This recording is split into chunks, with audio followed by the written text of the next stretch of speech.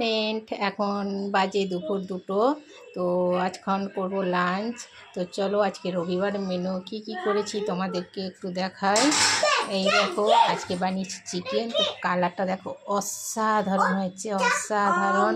তো তোমাদেরকে পরে আমি রেসিপিটা দেবো, তোমরা দেখে নিও।